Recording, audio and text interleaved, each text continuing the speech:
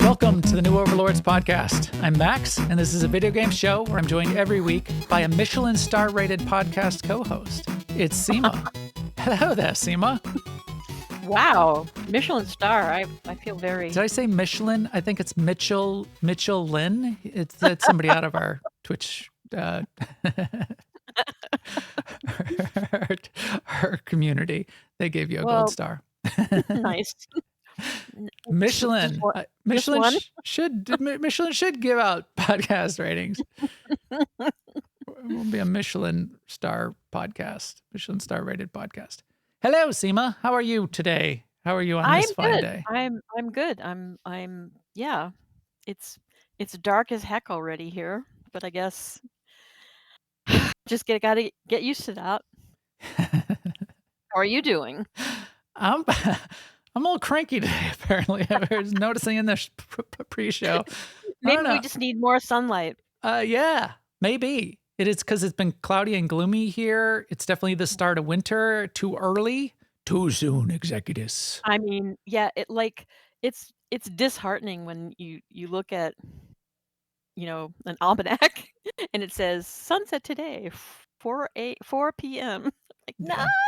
Yeah, it's crazy. So I'm also cranky about the game news we have to talk about today. So I guess let's jump right into that. And you're going to have to keep me on the straight and narrow. But if you keep doing like the pre-show where you start arguing the other side of the more rational,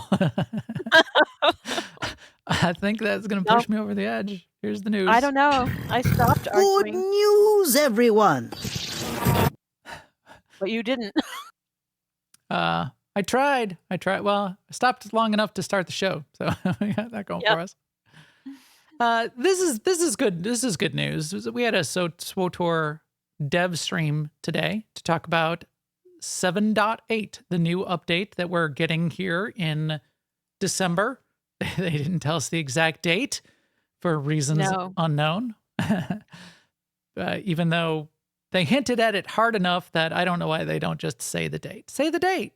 Say the date. Right. And I think like my prediction was December 9th. And I think that's going to be wrong.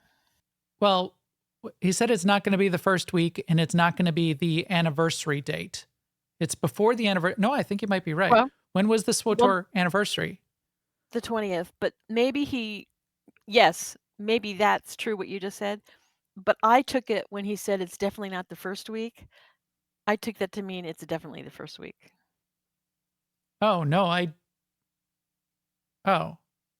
didn't. I think it's the 9th. I think you're exactly right. Well, now I have two ways to be right, so I'm happy. Okay. So it's in December prior to the 20th. And I don't know, I took him as it's not the first week, as meaning it's the 9th or the 16th. But, well, everything else is happening on the 16th, so maybe it's just the 16th because Life Day is starting on the 16th. The subscriber, whatever, there's like a sale starting on the 16th. If everything's going on the 16th, then maybe just everything's going on the 16th. That was one thing that was kind of weird is they started a collections sale today. And then they also said there's going to be another one in December. Right. Like starting on the 16th. Yeah. When this update's going to come out. Anyway, there's going to be an update. It's 7.8. It's something we've been waiting for a while. The part that we've been waiting for forever is the story update. So we're finally going to get that story update. Boy, this live stream though, that hour and 20 minutes. that was quite a bit of time. I didn't get to watch it, but I do want to watch it because, and this is the main reason, is because a lot of people were involved. And so like when they talk about, new cartel stuff and they bring on an artist, I think that can be interesting. So just didn't have time before today's podcast to sit down and absorb it. I do want to do that though. Yeah, I watched, I had it running. I'm going to be careful about this. I wasn't fully engaged, active listening for the entire hour and 20 minutes of time. And I realized what I was saying by the end of criticizing it being hour and 20 minutes. Who wants to sit around and watch people talk about even something interesting for an hour and 20 minutes, remembering that this show runs for an hour and 20 minutes every week? Right. Right. Right. Oops. Well, maybe we need to tighten up our show as well. Anyway, cool stuff.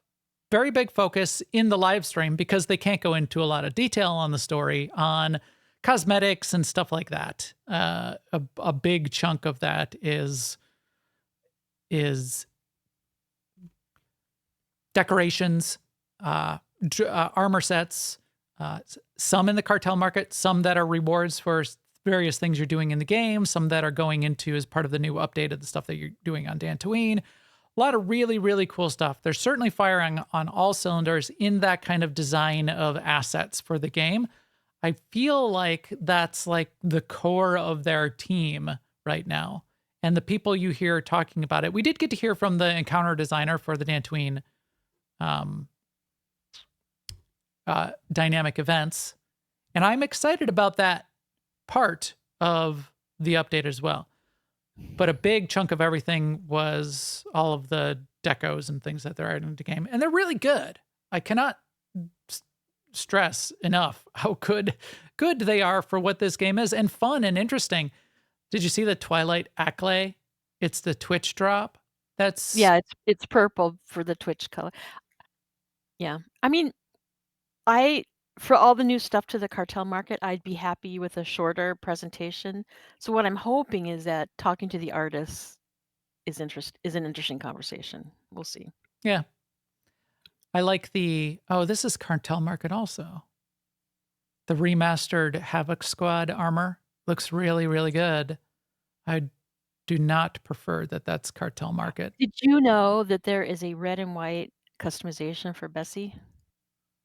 I believe I did, but no, that would be great. Boy, that would really fit with that, wouldn't it? know it's extensive.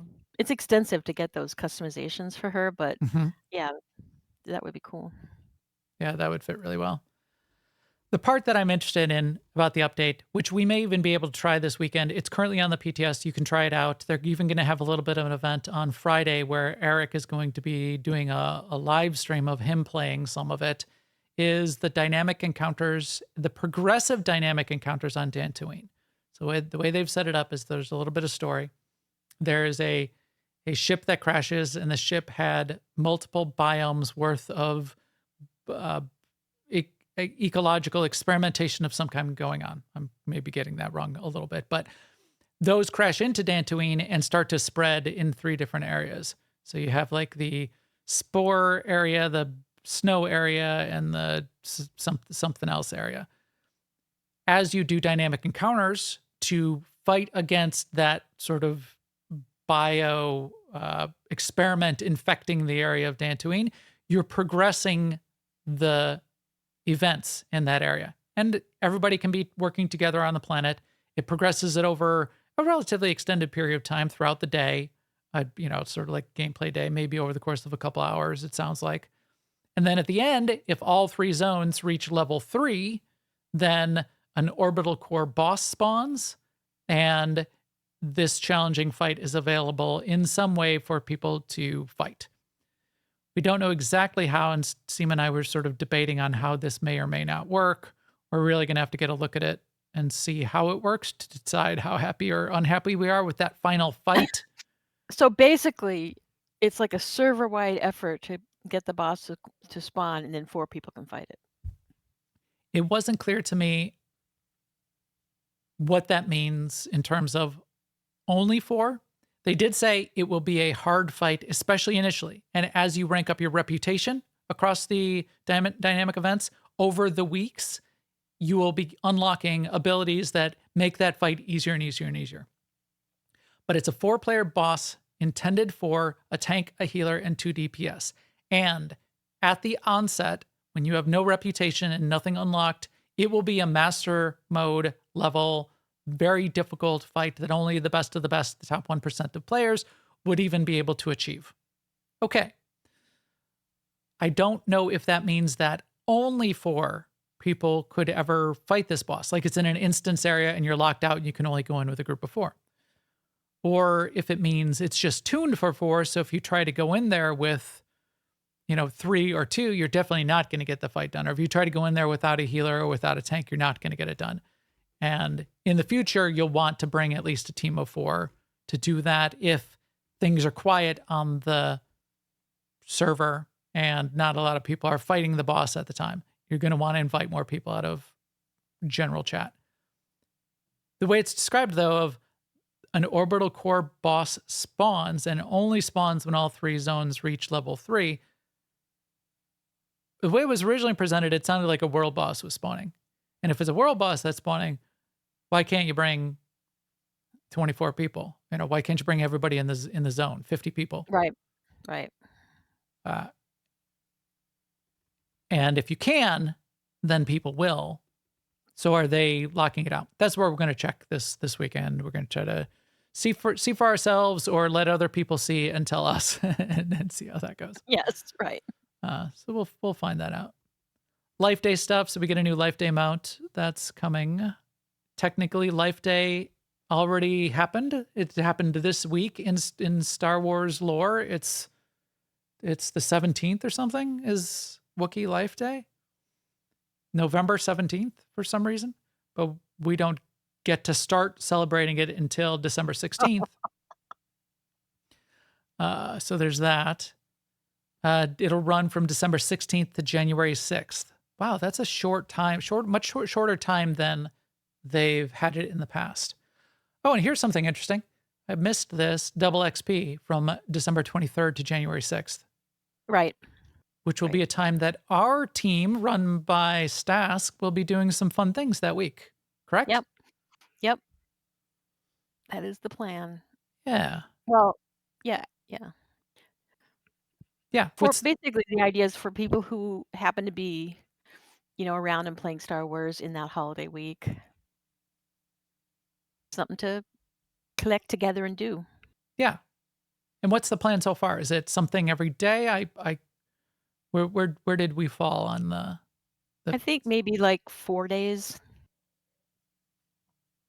So every week the team there does an open event on Tuesday nights. I think it'll be an extended version of that. Saturday to Tuesday is what Stask is saying. So Yeah. check in if you want something to do in those intervening days in Star Wars: The Old Republic. It's open to anybody, I'm sure.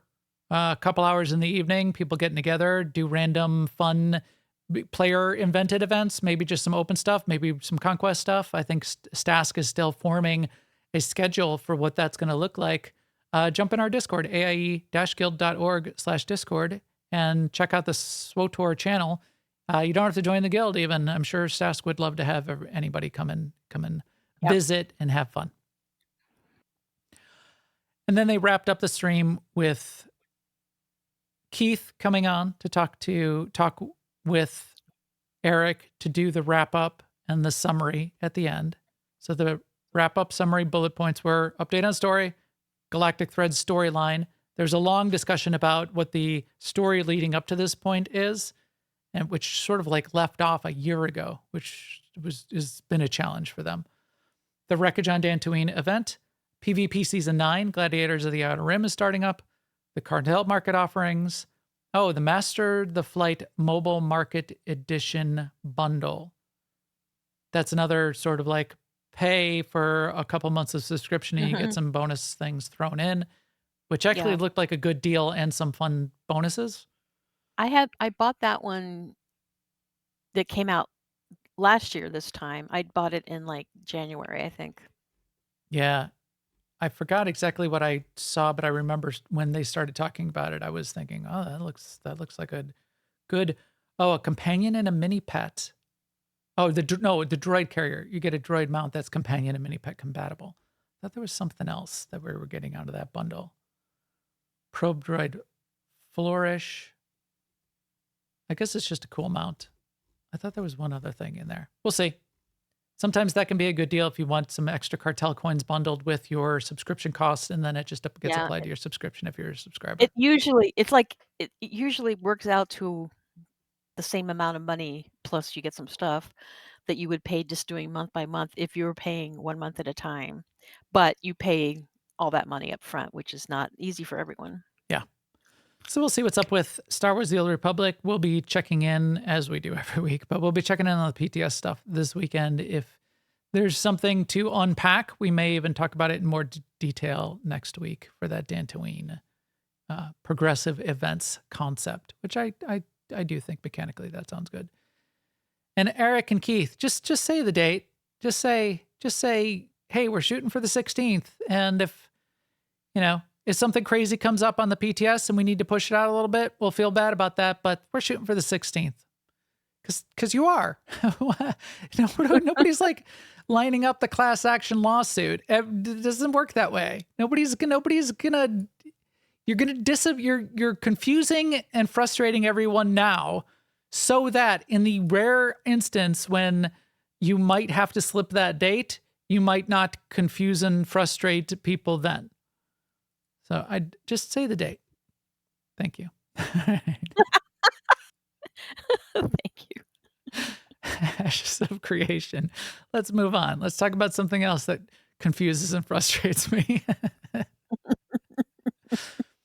Ashes of Creation. Ashes of Creation. I'm a backer. I'm hopeful. I want new MMOs. This is something I want to be excited about. I'm rooting for. I want Ashes of Creation to be successful. It is not done yet. They're building it. Takes a long time to build these things. A great MMO, a great modern MMO will take a very long time to build. Great. It's an alpha right now. You've been able to buy in to play the alpha. They need testers to be playing bits of the alpha. That's great. What they're doing in December is they're going to be releasing this alpha on Steam as quote unquote early access, which I am not happy about. Why am I not happy, Sema? Not happy, Bob. Why am I not happy? Because your characters might get wiped. They will. Oh, characters will definitely get wiped. I, as an alpha backer, when I've played, I've known that. I'm fine with that. That is fine. It's potentially going to be multiple wipes between now and release, and early access players are not going to be ready for that. It's definitely very alpha. The game is janky. Not all the features in. Not everything works. Things are, they have problems. They end up with duping issues. They end up with, things that they need to wipe because everything got broken.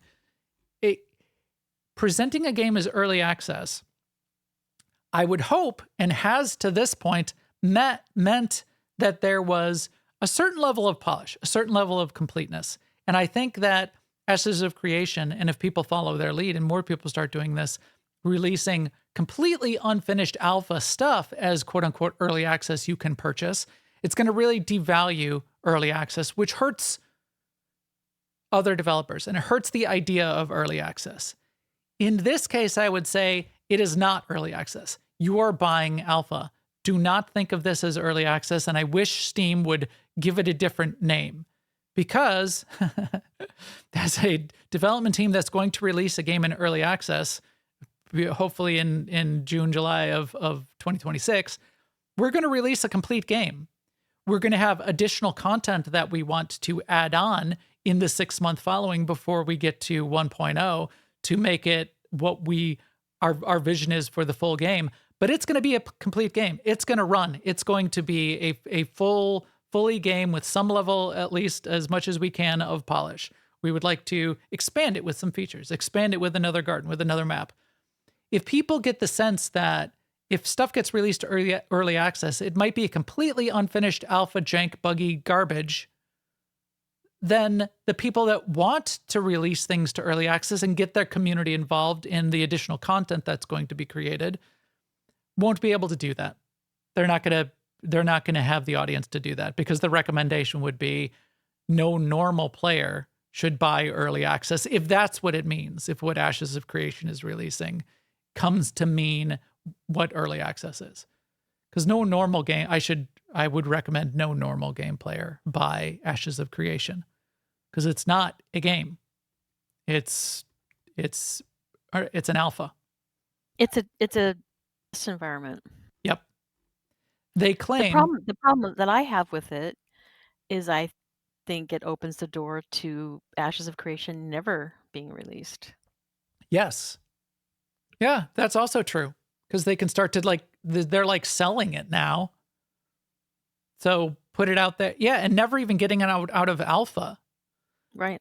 Like I mean, I don't want to diss on Star Citizen, but like a similar type of history. Right. Star Citizen has no incentive to ever finish their game because they have a full revenue stream, a full continuing revenue stream, almost reaching a cumulative $1 billion at this point.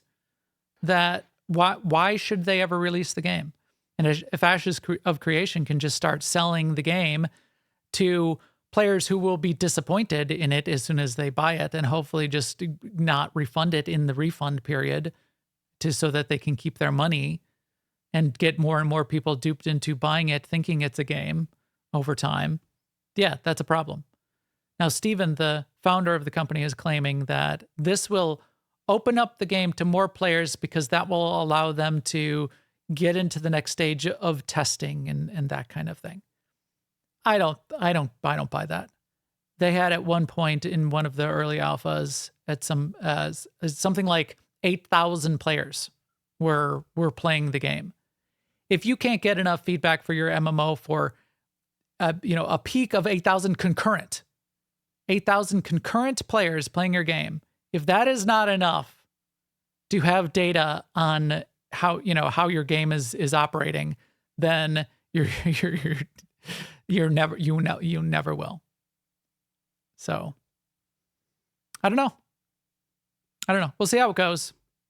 Again, I think it's just not just, but it's a continuing argument for player education. Know what you're buying. Like if you're gonna buy an early access game, then just like gambling, make sure it's money that you can afford to lose. Like in this case, Ashes of Creation, watch somebody streaming the alpha and see, do I want to play in that environment or not? yeah, Because early access now, it can mean anything. Just like I know you're using the word alpha, but alpha and beta and pre-release used to have completely different meanings, and now they're just whatever you mean by it when you say it. true. And their names, what that means has changed over time and that kind of thing as well. I mean, yeah, pre-release used to come after beta, and beta used to be just kicking the tires and making sure it works with numbers, right? Right. The numbers of players. But now beta means, things might not work. We're still adding features. I have no idea what alpha means at this point. I adhere more to the traditional definitions, but you're right. They're completely broken at this point. Alpha being not feature complete, we're still building parts of the game. Right. Beta being feature complete. Beta Right. should be feature complete. And, we're trying to iron out the final bugs. And then early access would be feature complete past beta. But we're going to be adding additional chapters of content within our systems. Right. Or it's a perk. Yeah. Pre-release is right. a perk for, yeah. Yeah. Early access being we'd like to just slow roll the onboarding of players into our complete game, which is very useful for MMOs in particular because of scale. So anyway, Ashes of Creation, it's not a complete game that they're just slow rolling. It's a test environment. So just buyer beware. Yeah. But again, I want this to be successful. I want new MMOs, new interesting MMOs. I have issues with some of even the design decisions and the core of the directions that they're headed. But because it's alpha, I was giving them the benefit of the doubt, saying, well, they could change it. They'll potentially change it.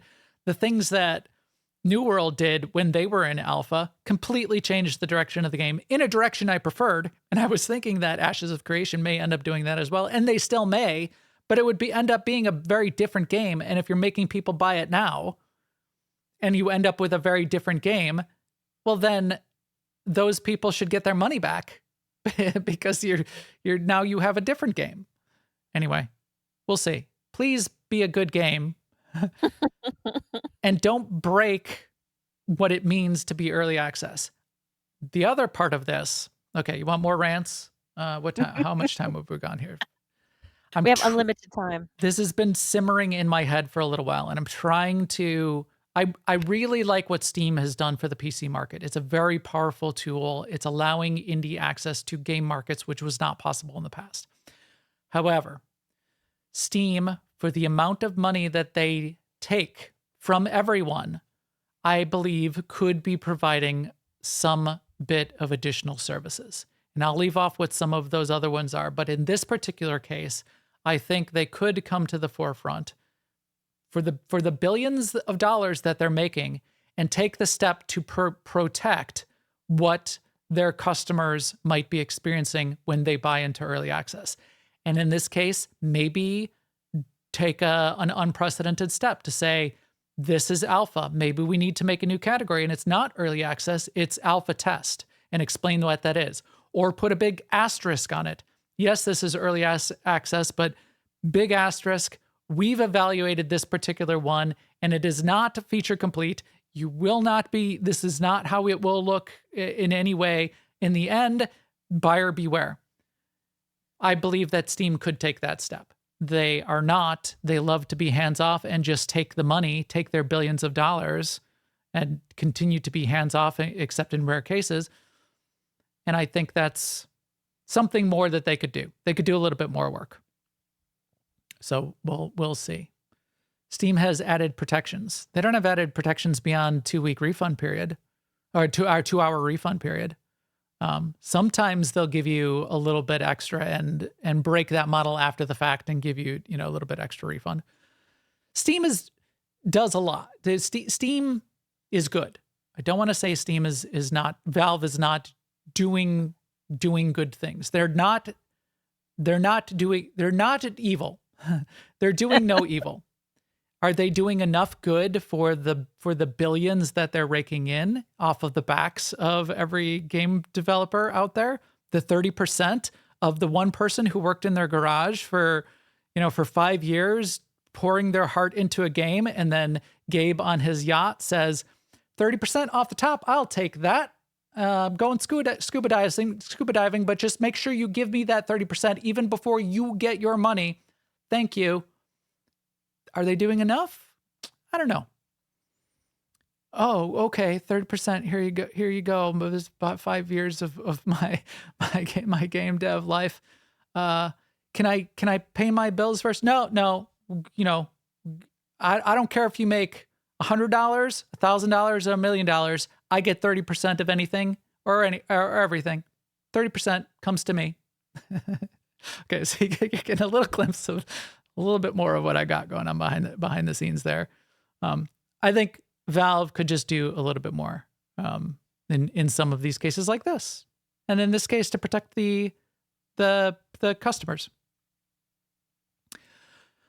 Okay, moving on. Here's another thing I don't understand, but I will not fight against this because you've convinced me, Sema, that I should not fight against people liking what they like, even if it's dumb. Guild Wars 1 Reforged is releasing on December 3rd. So it's a slight remaster of Guild Wars 1, the 20-year-old Guild Wars game. Remember Guild Wars 1? We loved Guild Wars 1 when I was, a teen in 2005. I was not a teen, but a lot of people were, and they loved it, and they want to recreate that experience. Have you been playing Guild Wars 1 for the last 20 years? No. But does that sound cool to reimagine that again? Sure. Okay, fine. So now you can buy it again. Buy it once again on December 3rd. I guess you can play free, too. It's fine. We're all fine here. Another 20-year-old game that's re-releasing old school. Let's get more of the old school stuff. And have this instead of the new interesting a better games. question than why do this is why aren't more people doing it? Because it's been successful for him and him and him and him. Why not my old game? Pong. Give me the Pong. But like for ArenaNet or whoever at this point owns Guild Wars 1, they must be looking at the market and going, well, why not? I agree. And as an external lord of customer of gaming looking at the industry, my answer to why not is because this potentially reduces the market available and Hmm. the disposable income available for really cool, interesting new games like Enshrouded that we're going to Okay. talk about. Yes, And but that's the part that's that makes me not sad. but that's not a reason for ArenaNet not to do it. That's a reason for you not to like it. Yes. Yeah. And that's what makes me cranky about it. Yeah. Yeah, because it's not going to benefit. I mean, they're looking for how the market can benefit them, and that's Yes, because money. a reasonable pursuit, right? Well, not to me as a customer, but yeah. Here's another cool game. All right, last bit of news, and then we'll talk about the coming soon. But this caught my eye. I don't know why I didn't know about this sooner, but there is a new. Oh, I do not have this tab muted. Let me make sure I mute YouTube. So there's a new game that apparently I missed. I don't know where it was announced or where the trailers have been coming out, but it's Exodus. It's called Exodus, and there's this gameplay trailer, and it's set in the far future. I think it's like 2500 AD. And no, it's like 40,000 years in the future. Because of, like light speed travel, there was a exodus. People had to like leave Earth. And because of relativistic travel, some weird things happened because of relativistic travel. What happened was the first arc ships of humanity left and have been out there for like, they got to the Centauri cluster at like 20,000 AD. And through genetic engineering and stuff, kind of like evolved. They turned themselves into what's called celestials. They're barely even human anymore. Some of them have like 6 eyes and they're weird. And they are ruling over basically almost as a monarchy and these various clans ruling over the Centauri cluster. Well, since then, other human arc ships continued to leave, and there was like a diaspora, and some of them had to like turn around. So it took like another 20,000 years for the final bits of humanity to reach the Centauri cluster. And some of the remaining humans that are in the Centauri cluster are like second-class citizens, and they're like relegated to, like the non-celestial planets. They get to use a little bit of celestial tech. They're kind of ruled over by the celestials and their families and that kind of thing. This is a game set in that universe. Exodus then has a lot of tech. It's a lot of like sci-fi tech, and there's a different sort of fighting with or against and with celestial technology, and a bunch of coolness is associated with that. I like it. It looks really cool. And it's an RPG game that's going to be coming out in some indeterminate time. There's a trailer out there that you can check out. It looks really cool and pretty. Somebody's saying it looks like Mass Effect Andromeda. It does have a kind of like that Mass Effect level of future tech associated with it, which is cool. The reason I got really interested and discovered it is because of one of my favorite sci-fi authors, Peter F. Hamilton. Did I just I didn't butcher that just now, did I? It's yeah, Peter F. Hamilton. You say Hamilton, and I think different things these days. Yes, right. Miranda, thank you. Right. Hamilton is a great author, and I've read a bunch of his books. The really good British sci-fi author. A top one. I find him really entertaining. It's some of that good future tech sci-fi stuff. Anyway, I'm like, oh, a new book by Hamilton, by Pete Hamilton, Exodus. Great. I'm gonna check it out. I'm gonna read it. I start reading it, and I read in the prologue as I'm hearing about it that, oh, this is like the backstory. This is the narrative of this new game coming out, Exodus. Like, what? Boy, it's like merging two worlds that I really like. Hamilton being this great sci-fi author, and then writing this book in his style that tells the story of this setting of the backstory of how, so me being able to explain who the Celestials are and why I know that it was 20,000 and then 40,000 years, and is because I've now like a quarter, 20% through the book and, Right. and learning all about it. And it's really cool. And now hearing the Hamilton writing about it makes me much more excited for the game, because I love that idea of, let's get a really good sci-fi author and make a game out of their content, or let's get a game created in collaboration with a really good sci-fi author. I think that's really exciting. And now I want, I don't know, give one of my favorite sci-fi authors to come work on Garden and a Goat with us. Right.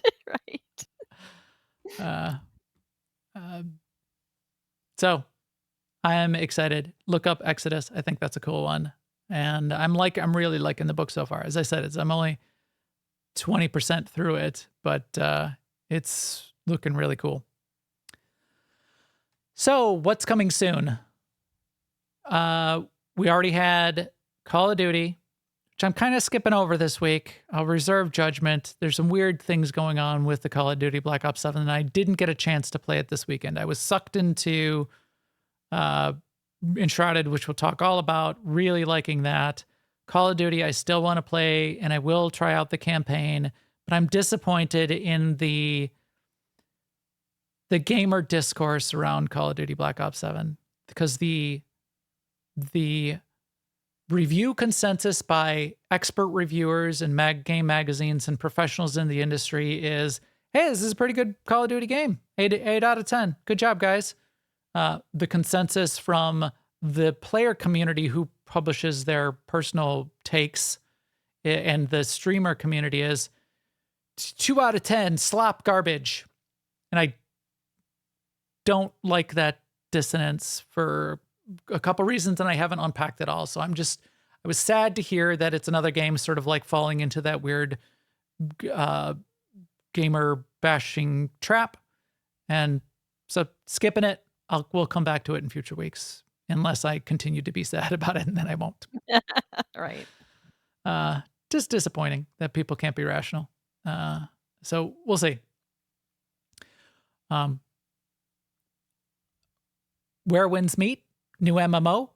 It's getting interesting reviews. It's kind of like in an interesting experimental place where the core of the game is like single player RPG to the point where you don't see other players in your game. And then you can like switch into the multiplayer mode of the game where you are in a multiplayer persistent world.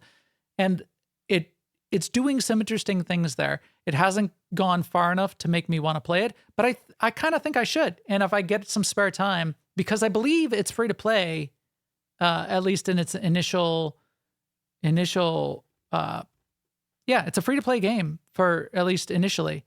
So I'm sure at some way it's going to want you to pay money, and that always leaves me with some trepidation where when will I want to play money, and will I feel bad about it at that time?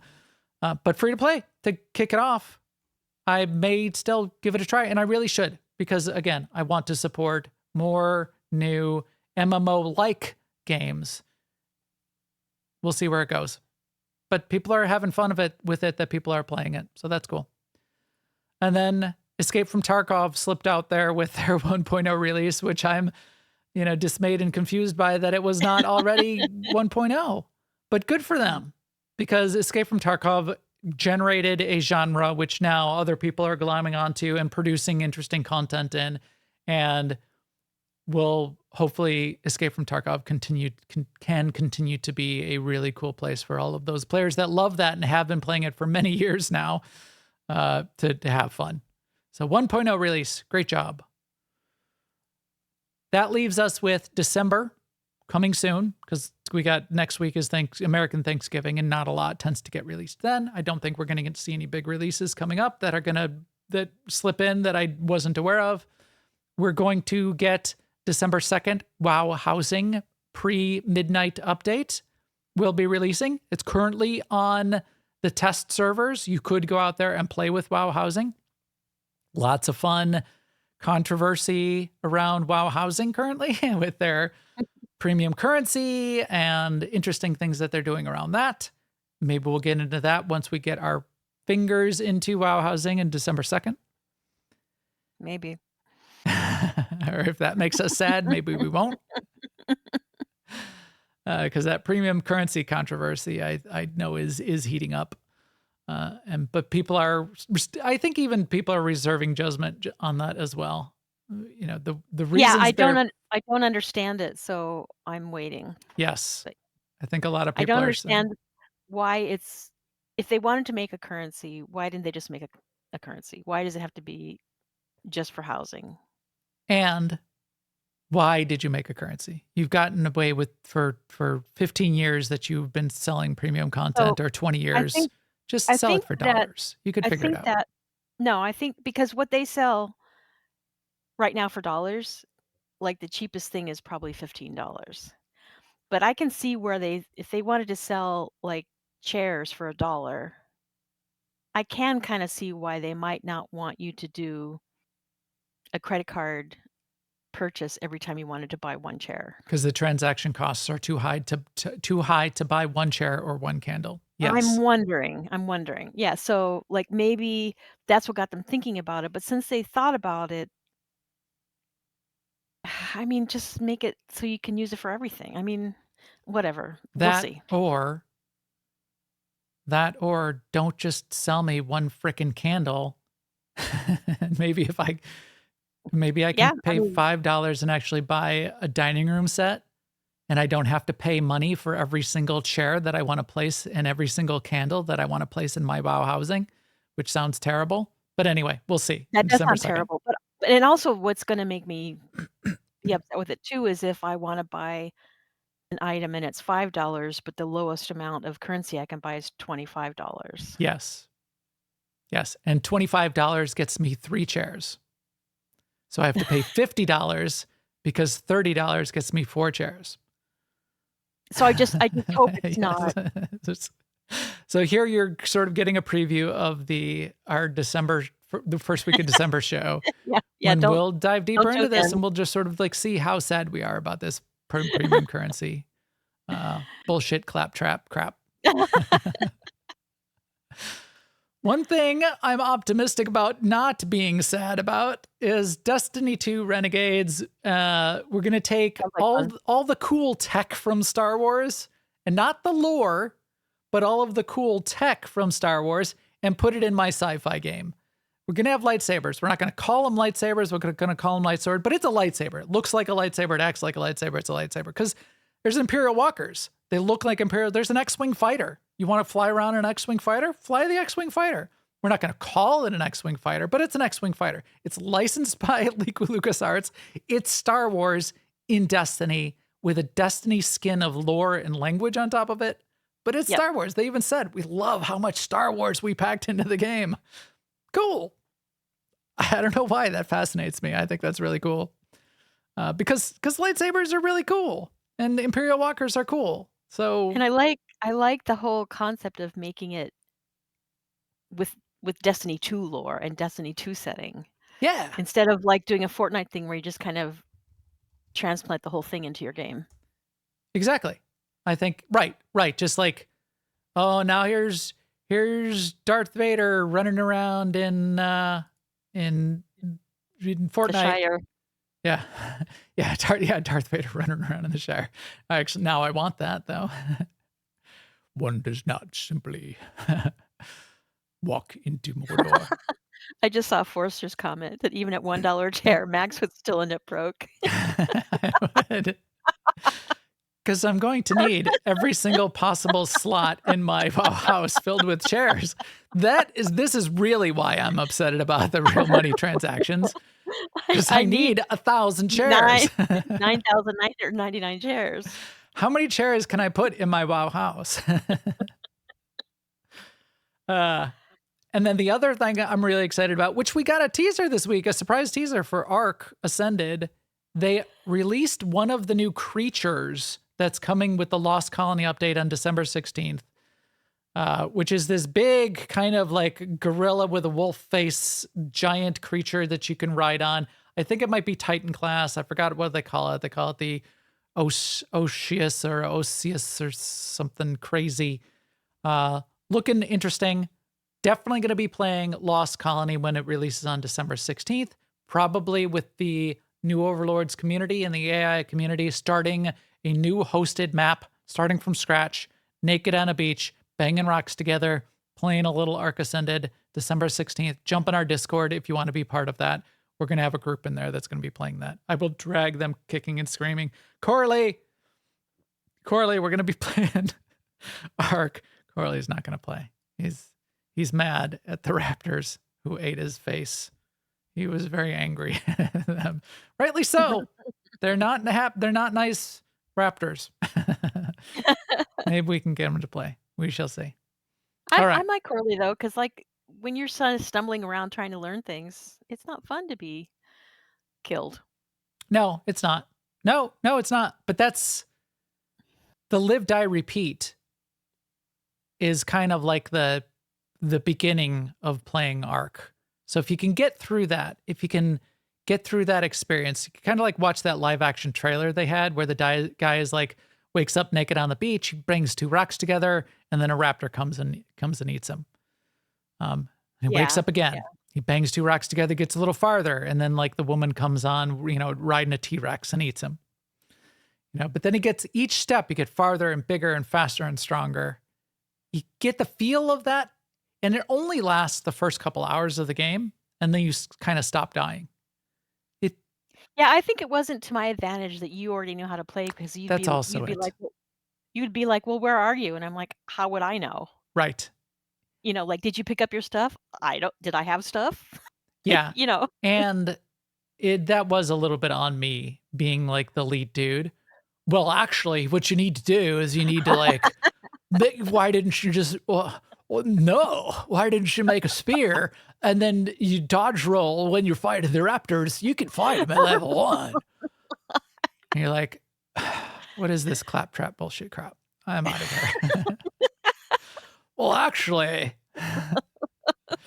okay. So granted, I need to like slow my roll on that a little bit and just let people ease into it, and maybe it would be okay. And so we shall see. Are you going to play December 16th in Lost Colony, or did I already burn it for you? I think I burned that whole place to the ground. Yeah, I don't know. Yeah. I hadn't really thought about it. Yeah, no. Yeah. I mean, there's so much going on in December. There is. I'm going to need you in WoW explaining to me why the premium currency is a good thing for all of us. And why Blizzard is not evil for doing this thing. Okay. I hope there's something about raiding in Midnight that turns out to be really fun, because like the whole rest of the game is not really attracting me right now. We shall see. Right. Yeah. And raiding would be the thing, right? For you and for most people. And I wish that was the thing in Star Wars: The Old Republic. I wish we had operations, because again, I think that would pull us through and keep us connected. Yes, it would. This is what we want from our games, from our MMOs. We want our team, our squad to have group content, group content a way challenge to play for us to do. A way to play together, yeah. Yeah, exactly. Us having to make our own content is okay, but it's easier to make our own content in sandbox games if that's what you're going to make us do, and you are not a sandbox game. And they keep making stuff in that we can't play together, and so that's disappointing to me. All right, this podcast is 48 minutes of news and rants, and I'm going to have to talk for like 5 minutes. I wanted this to not be under an hour and 20 minutes. We'll go pretty quick through Enshrouded because we've talked about it before, but I did a ton of fun. But this podcast is brought to you by Garden to Goat, the new upcoming game from Contemplation Games. It's also brought to you by Alea Dest, our gaming community at aie-guild.org, where we put together these kinds of groups and teams and squads that go off and do these fun things in sandbox games and MMOs. Come check us out. That's a great place to connect with reasonable people, family-friendly, nice people who you can play these games with and make your own fun. This is also brought to you by all of you out there in our New Overlords community who does this on the side, sort of connected to AIE and not just the New Overlords groups, experimenting with new things and bringing them to the greater community when we can. Everybody that's in the chat room, watching on YouTube, thank you very much. You guys are kind of really supporting us by being there in all of those places. That really means a lot to us. So thanks a ton. Anywhere you can tell other friends to come watch, listen, provide us input on what we should be playing. We really appreciate that. I hear about new things all the time. I really like that I get to hear about those new things from all of you. Thank you very much. Floridan, sorry for spamming chat. No, please. We want people chatting in our chat. This is what it's for. This is what we get live in our chat rooms during the show. This is what I'm saying thank you for right now. Please keep it up and type more. So there you go. With that, let's talk about a fun survival thing I was very happy with this week.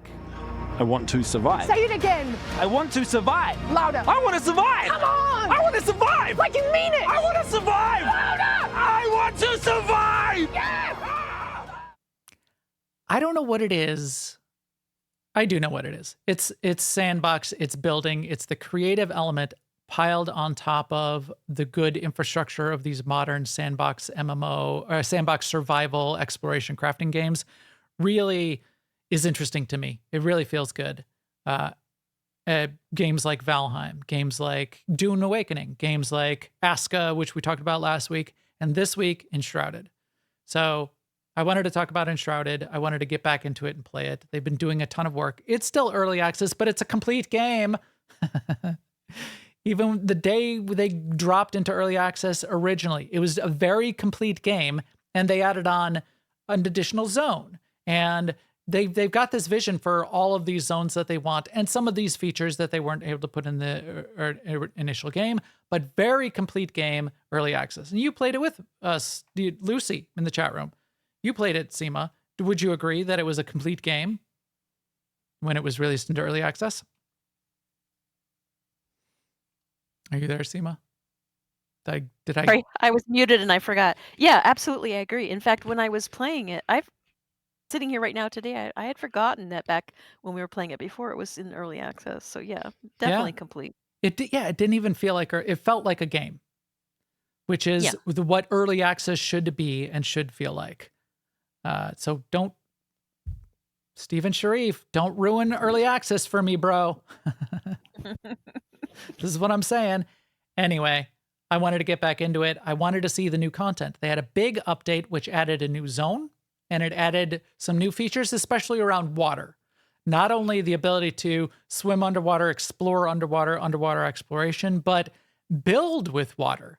Able to add water into your builds, fill up a river, make a flowing stream, fill up a pool, and play around and with and under water. It's a voxel-based game. You can dig a hole into the ground. You can dig out a cave and make a base in the cave, which is really interesting. And the engine is it feels very good. It's definitely stylized. It's not hyper realistic. It doesn't look like an Unreal 5 Witcher game, Cyberpunk 2077 game. But it's modern enough in its style that I really appreciate what they're doing. And the voxel elements of it feel really good.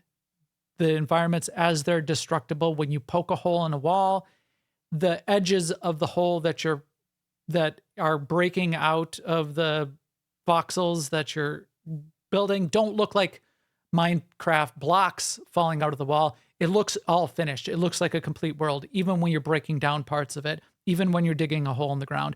It always finishes itself into a complete world and blends together. Technically very, very good. So I wanted to play it. I got back into my old game, and two things happened. One, I think some of the new features didn't really work with my old save. I wasn't completely sure on that, so I don't want to sort of confirm that, but it was a day one, sort of like, early access release. Some of the stuff didn't seem to be working for me completely. So, and I also forgot how to play. It's probably been about a year. So I said, fine. What I should do is I should start over, at least to figure out where I'm at, and then maybe I can get back into my game and see what's going on. Well, I had enough fun playing with starting over from scratch that I just kept up with it, and I just kept going. So I did not get to the new zone. I did get to play with water a little bit, but I did not get to the new zone. I did not get to all of the new content. I did get to all of the tweaks and updates that they've made to classes and abilities and talents and the way the world works, and loved it. Had a ton of fun with it. I really like what they're doing with the game, and that's sort of what then we can just talk about today for a little bit. But yeah, so it's a really good game. You want me to go through a little bit, just for the people that don't remember what Enshrouded is, go a little bit of like what it is and what sort of like what kind of survival game it is? Should I do that? I mean, yeah, what kind of survival game is it?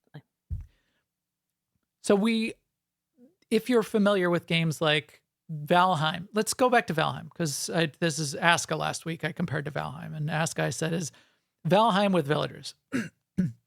I would say Enshrouded, if you wanted to like frame it that way, like a pitch, a Hollywood pitch, it would be Valheim with story. It's a set world. It's not a procedurally generated world. And in that it's a set world, it's handcrafted so that there's an aspect of exploration that's very, very fun. And exploration works really well. But it's also got story and quests. So each quest that you do potentially opens up a marker on the map to go to a new area and go do another quest. And the quests are very loose. They're like, there's ruins in this area. Go check out what's up with those ruins. And a lot of times it will be one of the core aspects of the progression aspects of the game. You need to be, just what you just saw on the screen was this big shroud route. You need to be clearing those out, and that progresses the map in some ways. You kind of even see a little check mark on the map. They respawn and you can go do them again, but you see that you've checked it off, you've done that. Because the first time you do it, you get skill points, you progress. So you do that. The other thing that's a story element that you're unlocking in the world is, hey, go to this area, there's a survivor. It's either a survivor who's been in hibernation, which is what you are, and you go and you wake them up, you get them out of their hibernation tank and bring them to your base, and they become somebody who hangs out in your base and helps you out. Basically, they become crafters for you. You unlock, the first one you go and get is the blacksmith. So you go and unlock the blacksmith, and they comes and you've got like this staff that you can place them wherever you want in your base. And they added this deal with how they work in that they can have a wander area, and you can set them to wander between 0, 5, 15, and 30 meters, kind of. And they'll wander in a 30-meter radius from wherever you put their anchor point. They'll just like kind of hang out and run around. And so what did I do? Do you remember? You were watching me play. I actually streamed this 3 nights mostly because Machete wanted to watch along while he was playing Sons of the Forest. But he was sort of watching along on the side. A couple people were. I set all of my followers, I ended up with like 8 of them by the end, and set all of their wander radius to 0. And anchored them to a single place because I wanted them where I wanted to place them, because they're also the crafters. And if you need to craft something, some things only they can craft. And I didn't want them wandering around when I needed to go back to my base to go do a thing. So I put them in a place, and I put them there that's where you stand. Plus, if you set it to something really small, like 1 or 2 or 3, they would just be like all in a group, just wandering around them, pacing back and amongst forth, themselves. colliding. Yeah, yeah. I even got these goats, and I put these goats in a pen, and the goats you can't set there. Look, like this person's got all their followers in a cage. Did you just see that? Oh, yes. It just popped up on the stream. I don't know what the hell's going on there. I mean that's kind of like what I ended up doing in a much nicer way. There's like, but I mean, it's actually not nicer at all, but it's conceptually nicer. they're happy. They're just like lined up, they're ready to help out. They're happy. They're happy. So are the guys in the cage, obviously. Anyway, I lined them all up in my base that I made.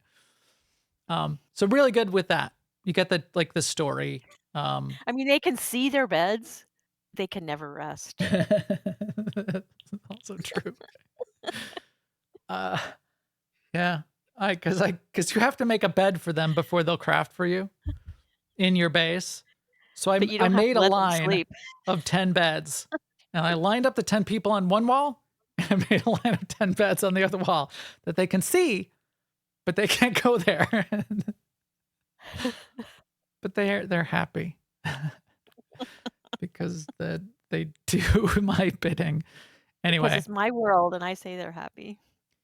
the other thing that the game is really good at is the building, which I think is a little bit more interesting than in Valheim. And whereas in Aska you drop a whole building and you evolve that building through a couple levels, in Enshrouded you're building a building from scratch. You're building it out of like the wall. You'd set up you put 4 walls, you put 4 foundation pieces, which are 4 meters by 4 meters. You have like small blocks, like you can do like just like little, 10 centimeter by 10 centimeter little units to stack up to make a wall, or a 4 meter by 4 meter. And there's a couple interim arrangements of all of these materials in between. But you also unlock a lot more materials than you do in Valheim. Well, Valheim's got some materials. You can make it out of wood. You can make it out of stone. This has got a whole array of materials, and you keep unlocking newer and more materials each zone that you get to, each new area that you experience and unlock on the map, which again feeds really well into the exploration. You can have these bone walls. You can have these mycelium mushroom materials to build blocks out of. You can have nice finished masonry walls and put it all together however you want. I instead, in this one, so in my first game, when we were playing, we were building our own huts, right?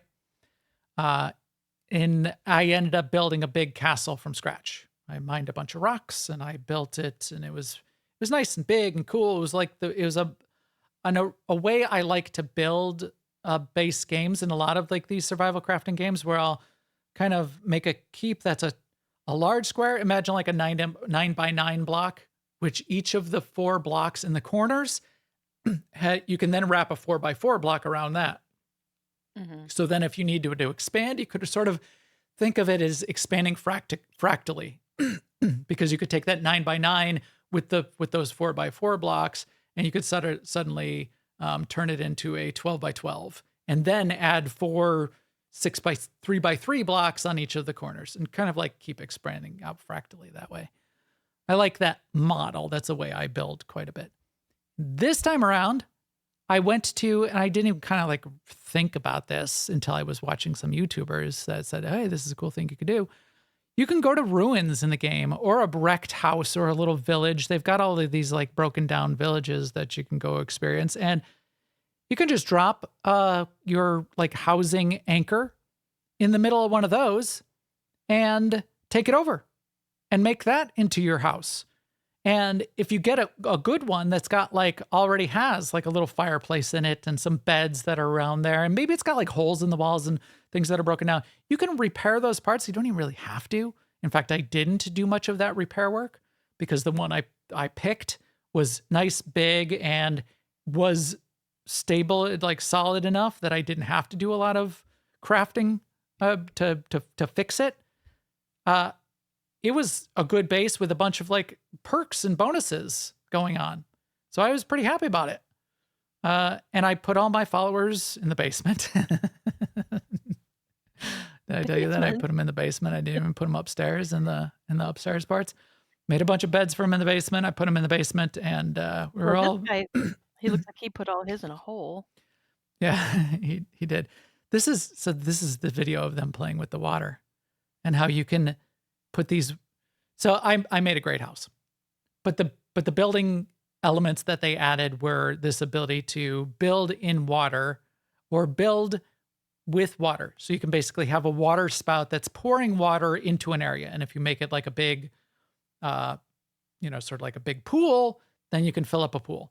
If you make it like a stream and you have a drain at the end of the stream, it becomes running water, to the point where you can put a water wheel into that running water and generate that's cool. energy off of it that will run your, like there's crafting stations, like a grinder. It'll run the grinder and it'll increase the speed of the grinder because you've got a water wheel in just somewhere in your Mhm. zone.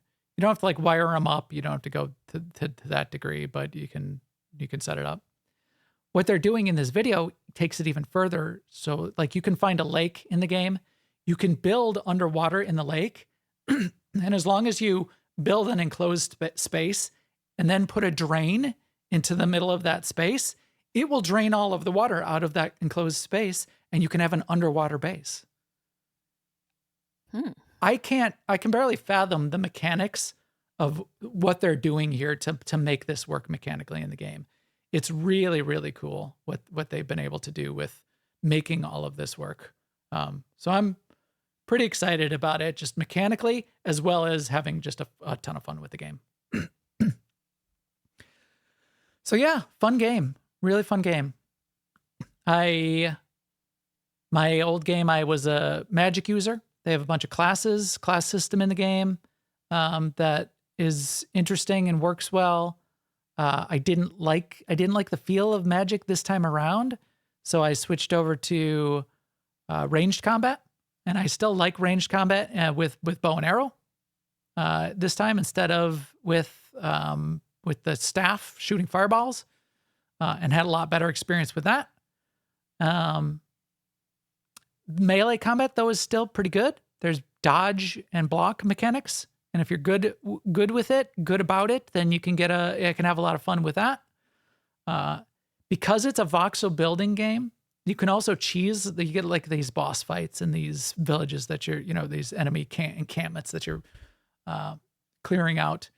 You can also cheese a lot of those by saying, all right, well, what I'm going to do is I'm going to build up this little tower on the edge of this encampment and then just like shoot them all from my tower where they can't get to me. And you can do that. Fine. You can do it. Go ahead. You do that. Yes, you're sort of like cheesing it a little bit. You're not like running in there and doing dodge block mechanics with 100 mobs that are coming and punching you in the face, but I'm okay with that sometimes. So I had fun doing that too. Crafting feels good in this game. I was thinking about it. I was thinking in some ways that crafting felt less good than I expected. I think some of that's because the weapons are not something that you don't get the best weapons by crafting. There's a bunch of weapons that you get as drops and named weapons and cool weapons that you're getting out there. But then I thought about it. Armor doesn't drop anywhere else. So armor you have to craft, and crafting is really meaningful as far as that goes. Food you have to craft. All of your building and all of like the cosmetic stuff. And if you want to like build up your have chairs and tables, you have to craft all of that. So the crafting is really good and meaningful. You can have a farm and you have to like craft the seedlings on a crafting table and have the farmer help you with that. That all feels really good. It's just the weapons that you're not really crafting. Baseline, like low level weapons you can craft, but I didn't end up doing that very much because you kept getting better weapons dropping relatively quickly, and that was the one piece that I felt like it would have been cooler if I still had some crafting of that going on that felt meaningful. Because that's the key thing that you want to be upgrading all the time. Otherwise, yeah, crafting feels good. Having the checklist of quests and missions and markers on the map and places to explore and exploration that's meaningful, having that continue to drive me is different than the way I play a lot of other survival games, and still felt really good and kept me going and still is keeping me wanting to go back and do more, because there's more things to check off in my quest log and markers on the map to go explore. So that is a thing that they do well as a good driver, as opposed to like Aska, where the driver is survive the winter and survive the invasions, and Valheim, which is beat the zone so you can kill the zone boss at the end. You're like killing the forest boss in the forest zone, and then you're moving up to the swamp and you kill the swamp boss, bone mass in the swamp zone. That's what drives it. Having a good driver in a survival sandbox open world game makes it work. So their little driver being the quests and the map exploration. It Right. works. Feels good. So that's Enshrouded 2025. Still cooking along, going well. Very good version of what it means to be early access, and I recommend it. That water looks really cool to play around in. Mm-hmm. What we've been watching here on stream this whole time is someone doing experimenting with the way water works. They built like this pit of walls down to a floor in a lake, so the lake doesn't come up above the top of the walls, but it's just below the top of the walls, and then it goes all the way down. And they sort of like sealed that off, and then they cleared out the water. And they're experimenting with, okay, what does that mean? When does water pour in? What if I open a gate? What if I open the door? How do I get in and out? How do I create a little bit of like an airlock maybe, so water doesn't come flooding into the base every time? And there's still different little tricks with the drain tiles and different ways of making that work, including on your sort of like the flame, which is the anchor for your base. There's a option that you can just go to that says, delete all water out of my base area. And if you build in a lake, more water will come pouring in, but it'll do a one-time delete of all the water. If you want to just like clear it out and see what it's like. Person keeps pushing their followers and their companions into holes and pits and cages. Cruel, cruel person. Yeah. So another one to add to the list. I would put this definitely in the A tier of survival crafting games that I'm very happy with. I was trying to decide whether I liked this, just because I played them both in the past 2 weeks, whether I liked this more or less than Aska. And I like it. I'm going to have to say kind of like about the same. I feel like Aska was more compelling. Like I was more compelled to log on, and I would like be thinking about it more when I wasn't playing it. And I think that's because of what Aska does in survive the winter, survive the invasion. The clock is ticking. There's always a reason to be doing what's next. Where Enshrouded is a little bit more chill. And in some ways that's really good and fun and useful. You don't have to feel like every minute that you're in the game, you better be getting ready for what's coming. But in another way, that kind of pressure, that gameplay pressure is fun. It adds a driver that checks some boxes for me. So having that invasion in 7 Days to Die, the Blood Moons, having that, Right. got the reason for tower defense, the reason for building a base, that does engage me, which is interesting and cool. So there you go. All right. Anything else before we wrap up for today then, Sema? No, just looks cool. I do have one question though. Like, if you, like, I notice you go back to Ark again and again and again, and this is your first time going back to Enshrouded. Do you feel like you'll go back to Enshrouded more now as they release new things, or? My vision is what I was deciding this week is, since I might still go play something else because I need something to talk about on the podcast, but I keep thinking I want to continue to play and get through all of the current content and not end up in a state where I just ended up in, where I need to like start over yet again. Because I played dozens of hours and basically got back to the same level I left off on the first time. And I don't like that because I love what they're doing and I want to experience what comes next as well. Right. Absolutely. So in that, I do want to keep going in Enshrouded. Ark, I come back to more and more because I really love the 0 to hero experience in Ark. And I really like the reset. And I really like the mechanics of tame the next dino and level it up and get your herd of dinos. And the progression feels kind of like the best of any game to me for some reason. It feels the best. It's so deep in optimizing all of your dinos and getting all of the next dinos, and some of them just getting them to get them and that kind of thing. And Right. I barely ever even get to the end game in Ark, but there's just it's so deep in not even bothering to get to the end game that I have a lot of fun with that one more than any other survival game for some reason. Yeah. For weirdly collecting things is very addictive. It doesn't sound like it would be, Animal collecting games for some but reason are compelling, it's like aren't they?